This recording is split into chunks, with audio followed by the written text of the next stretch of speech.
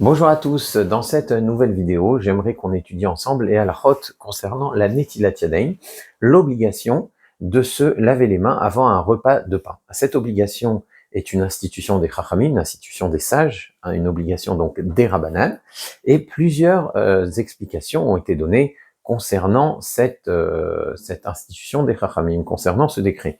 Alors tout d'abord, c'est lié à l'obligation pour les kohanim de consommer leur terouma, leurs prélèvements, donc les prélèvements donnés aux Kohanim. Il y avait certains prélèvements sur les produits agricoles, un prélèvement sur la pâte qu'on pétrit, qui revenait au Kohen, et le Kohen ne pouvait manger cette terouma qu'en état de pureté. Il devait être absolument tahor pour le consommer, et l'aliment, bien sûr, la terouma elle-même devait être tahor.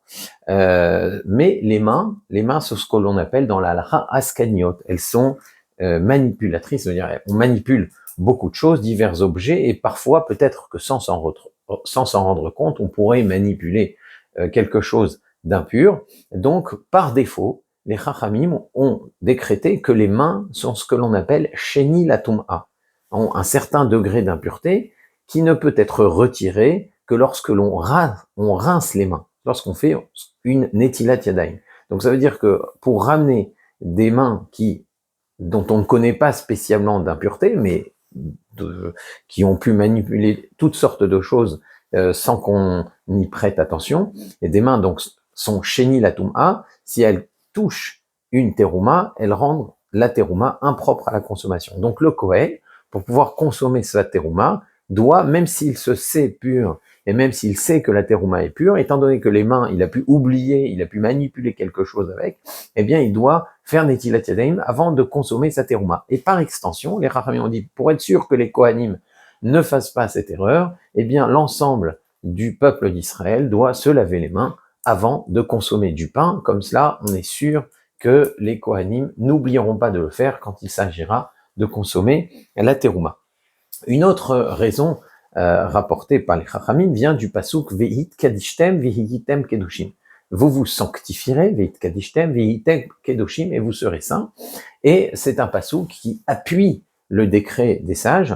Vehit kadishtem, vous vous sanctifierez par les maïm rishonim, par l'ablution des mains, par le rinçage des mains avant le repas. Vehitem kedushim, et vous serez kedoshim, vous serez kadosh, par l'ablution des mains après le repas. Vitem kedoshim. Donc, ça donne bien entendu une plus grande force au décret des Chachamim, puisqu'il y a un pasouk sur lequel s'appuie le décret, mais ça explique aussi un peu l'esprit de la Netilat Yadayim. C'est une mesure de Kedusha, une mesure de sainteté, de propreté, une façon de veiller un peu plus à l'hygiène peut-être, et surtout une façon de conférer à la consommation d'un repas une plus grande dignité humaine. Alors, on ne consomme pas un repas comme ça, on ne se jette pas sur la nourriture. Il y a un rituel à respecter avant de prendre un repas. Donc voilà deux raisons pour lesquelles les Chachamim ont institué cela. Il y a une troisième raison aussi, c'est que la table juive est comparée au misbéach, est comparée à l'autel. Or, les Kohanim, avant de poser la viande des sacrifices, les corbanotes sur l'autel, devaient se laver les mains et les pieds, et donc avant de consommer un repas sur la table, on fait quelque chose qui ressemble au moins, on se lave les mains avant de consommer un repas de pain, parce que c'est une façon, d'une certaine manière, d'apporter une offrande sur le misbéach, sur l'autel, puisque la shulchan domé le misbéach, la table ressemble à un misbéach. Alors, même si on sait qu'on a les mains parfaitement propres, eh bien, il est obligatoire de se laver les mains et de respecter cette mitzvah des chachamim. Alors, même si ça n'est qu'une mitzvah des rabbanan, on dit la bracha, la bénédiction, Baruch ata Hashem, béni sois-tu Hashem, Elokeinu melech haolam, Dieu, maître du monde, roi du monde, qui nous a ordonné, Asher kideshen mezotav et tzivan, ou qui nous a ordonné à netilat yadayim.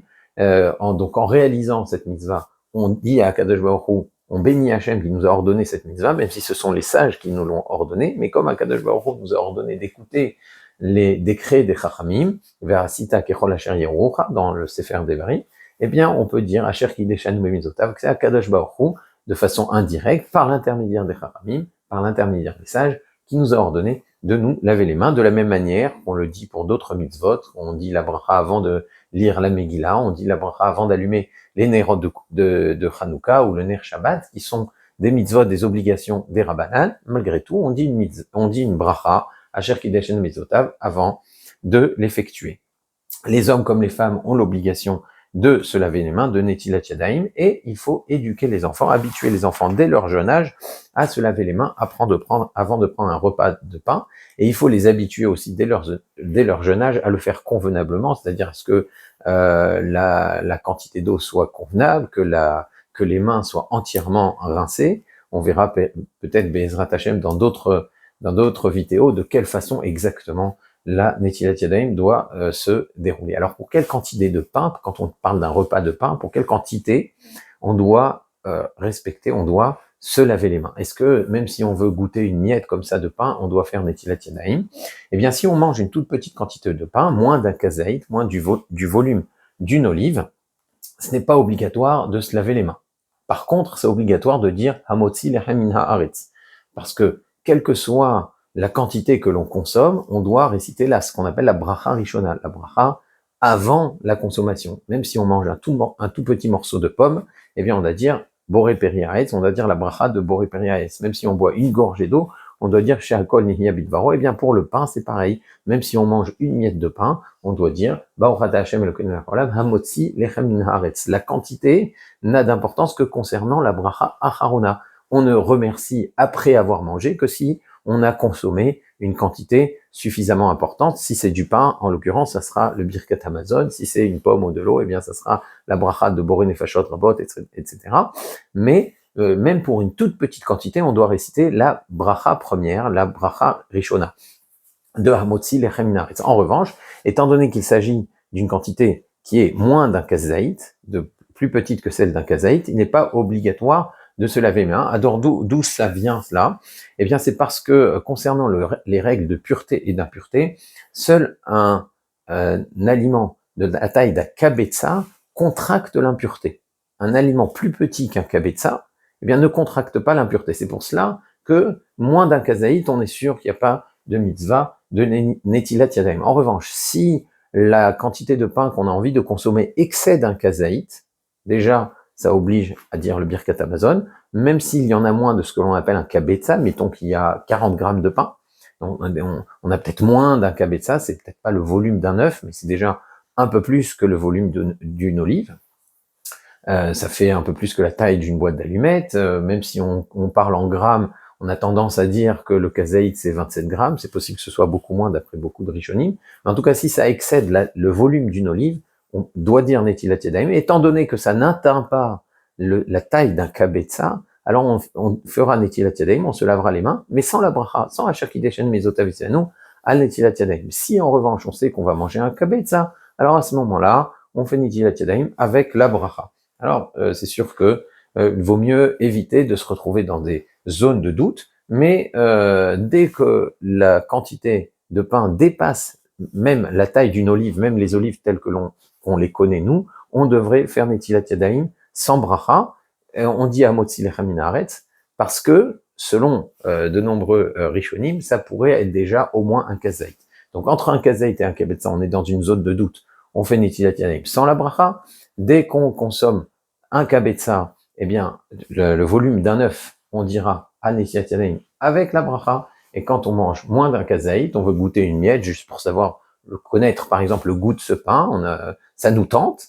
Alors on dit Hamotzi lechem min haaretz, mais il n'est pas obligatoire de se laver les mains et de faire netilat yadayim.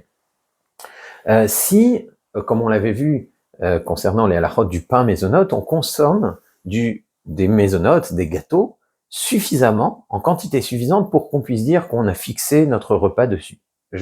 On a vu que le pain mésonote, dans certaines circonstances, si on en mangeait environ 200 grammes, 230 grammes, selon les poskim séfarades, alors c'est considéré comme un repas fixe, une seuda gvoa sur du mésonote, eh bien, le statut du pain change, ce pain mésonote devient véritablement du pain, et donc on dit Hamotzi lechem min haaretz. Est-ce qu'on dit netilat yadayim dans ce cas-là? Eh bien, la majorité des décisionnaires, le Magen Avraham, le Tourezav, le Gaon de Vilna, le Machna Brura, aussi le Maté Yehuda, le Birkei Yosef, considèrent qu'on doit dire netilat yadayim avec bracha quand on sait qu'on va consommer suffisamment de mésonotes pour que ce soit un repas. Je vous donne un exemple, vous mangez une pizza mésonotes, vous savez que vous allez être tenté d'en prendre une tranche supplémentaire qui fera que ça dépassera la taille d'un snack, ça sera véritablement un repas. Eh bien là, puisqu'on fixe son repas sur quelque chose qui est normalement, si on en avait pris un petit peu, ça serait mésonote, mais maintenant qu'on en fixe son repas, ça devient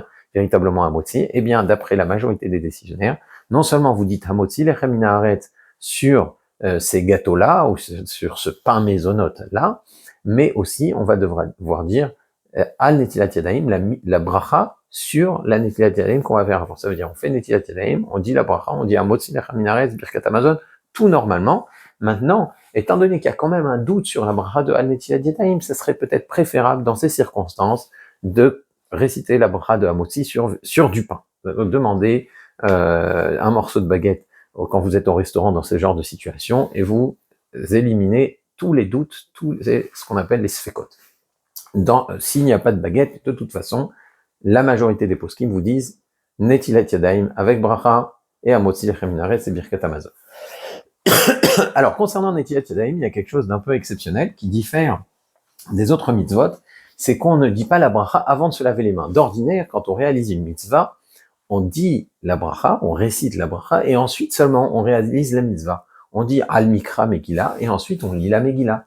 Lishmo akol shofar, et ensuite seulement on sonne le shofar. Normalement, la bracha se récite over le asiyatan, juste avant que l'on réalise, que l'on exécute l'acte de la mitzvah. Eh bien, pour netilat yadayim, ça ne se passe pas comme ça, parce que si on disait la bracha avant de se laver les mains, ça laisserait sous-entendre qu'on pourrait dire des brachot avec des mains encore sales. Donc, ce n'est pas très honorable, ce n'est pas très respectable pour la bracha qu'on est en train de réciter, parce qu'on est en train de dire, voilà, j'ai dit al netilat yadayim alors que j'avais les mains encore sales. Donc, par respect pour la bracha que l'on récite, on se rince d'abord les mains, on fait netilat yadayim, c'est-à-dire on verse de l'eau 3 fois sur une main, puis 3 fois sur l'autre main à l'aide d'un kéli, à l'aide d'un récipient, et ensuite seulement on dit, en levant les mains encore mouillées, Ba'orata Hashem Elokeinu melech haolam asher kideshenu mitzvotav v'tzivenu al netilat yadayim. Et même si normalement on récite pas la bracha après la mitzvah, là on peut dire qu'on est encore en train de réaliser la mitzvah. Effectivement, s'essuyer les mains, ça fait partie de la mitzvah. On peut dire que la bracha, elle est avant d'avoir terminé la mitzvah, on l'a dite avant d'avoir terminé la mitzvah, et donc ça reste encore valable, on n'a pas encore terminé. Alors c'est sûr que quand on se verse suffisamment d'eau, plus qu'un reviait d'eau sur chaque main, eh bien, le fait de s'essuyer les mains n'est pas obligatoire halakhiquement. Il y a des situations où c'est obligatoire de s'essuyer les mains, c'est quand on a versé très peu d'eau sur chaque main. Moins d'un révite, ça veut dire on a mettons que 8,6 centilitres, 10 centilitres en tout pour se laver les mains. On est dans une situation où on n'a pas beaucoup d'eau, on verse un filet d'eau sur la main droite, un filet d'eau sur la main gauche, ensuite un deuxième filet d'eau sur la main droite pour rincer le premier filet d'eau, un autre filet d'eau sur la main gauche, et là on s'essuie les mains. Là on a une obligation d'essuyer ses mains, et si on les a pas essuyées, eh bien la netilat yadayim n'est pas valable. Mais quand on se rince les mains en quantité suffisante, là, netilat yadayim n'exige pas, les halachot de netilat yadayim n'exigent pas qu'on les essuie. Mais comme dans certains cas c'est obligatoire, on peut dire qu'essuyer les mains, ça fait encore partie de la mitzvah. Par conséquent, on peut encore réciter la bracha de al netilat yadayim, même si on s'est lavé les mains à grandes eaux, avec des grandes quantités d'eau.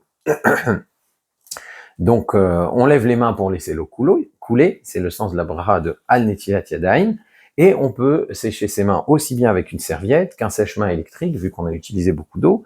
On peut aussi les laisser sécher à l'air libre. Ce qui est important, c'est d'éviter de consommer le pain avec les mains encore mouillées. Ça, c'est ce qu'il faudrait quand même éviter. D'accord? Mais dans la mesure où on utilisait des quantités d'eau suffisantes et pas de toutes petites quantités d'eau, comme le cas que j'ai décrit juste avant, où on a juste 10 centilitres, eh bien, on n'est pas obligé de se sécher les mains afin de retirer l'eau. On peut les laisser sécher à l'air libre. C'est d'ailleurs une bonne chose. Dans le Gemara, on dit que on encourage à utiliser beaucoup d'eau pour la netilat yadayim. On dit que de la même manière qu'on se verse beaucoup d'eau sur les mains avant de consommer son repas, eh bien, c'est une forme de prière. C'est une forme de prière. Quand on le fait, on peut s'attendre à recevoir toutes sortes de bonnes choses, de bienfaits de la part du Créateur, effectivement, c'est un petit peu une façon d'honorer le repas qu'Akadosh Baruch Hu nous donne. Si on honore ce qu'Akadosh Baruch Hu nous donne, on peut s'attendre à mériter encore plus de choses.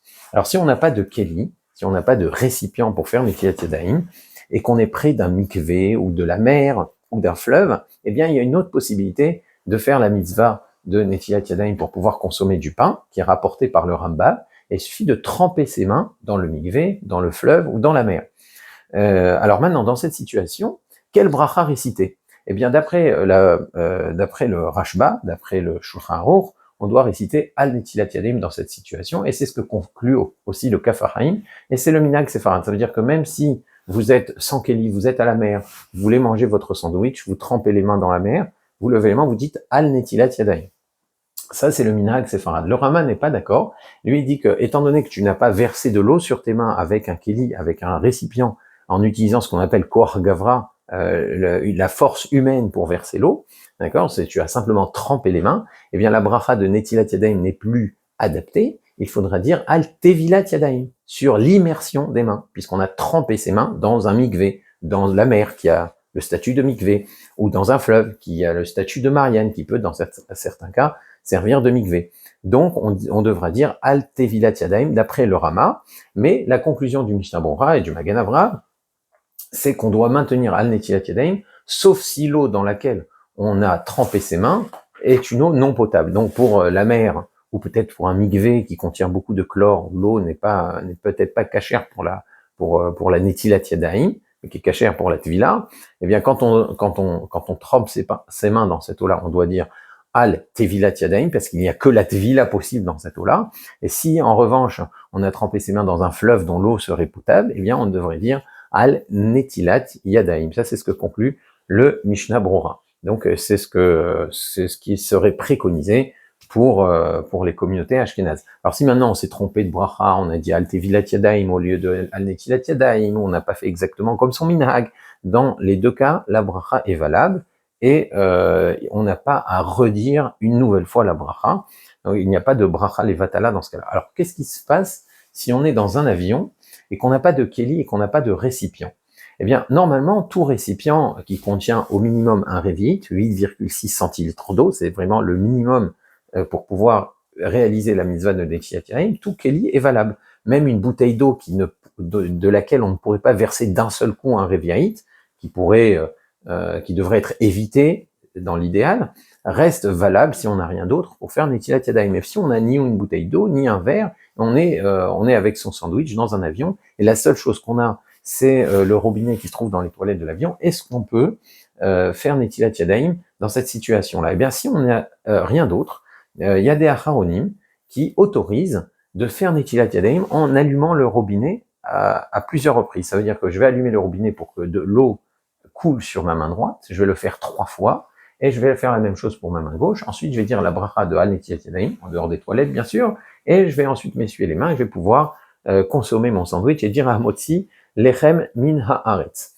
Alors, bien sûr, sur quoi ça s'appuie? Ça s'appuie sur le fait que, en tout cas plusieurs décisionnaires expliquent que, étant donné que l'eau passe par plusieurs réservoirs avant d'arriver sur les mains, il peut y avoir un réservoir dans l'avion, il peut y avoir un réservoir d'eau de la ville, ou différents récipients par lesquels l'eau va transiter avant d'arriver à mon robinet, eh bien on peut dire que c'est comme si je m'étais versé de l'eau d'un keli. Maintenant, étant donné que ce n'est pas évident que ça ait le statut de keli, que ce soit des kelis valables, etc., on ne devrait faire cela que comme ultime recours. Dans l'absolu, il faudrait demander un verre en carton, essayer de s'efforcer à avoir un verre pour réaliser la mitzvah de Netilat Yadayim comme il faut, de la meilleure façon possible. Et de la même manière aussi, on ne devrait se laver les mains dans des lieux d'aisance, en l'occurrence les toilettes des avions par exemple, que aussi s'il n'y a pas d'autres points d'eau dans les environs, et étant donné que c'est l'ultime recours et que c'est la seule façon de faire,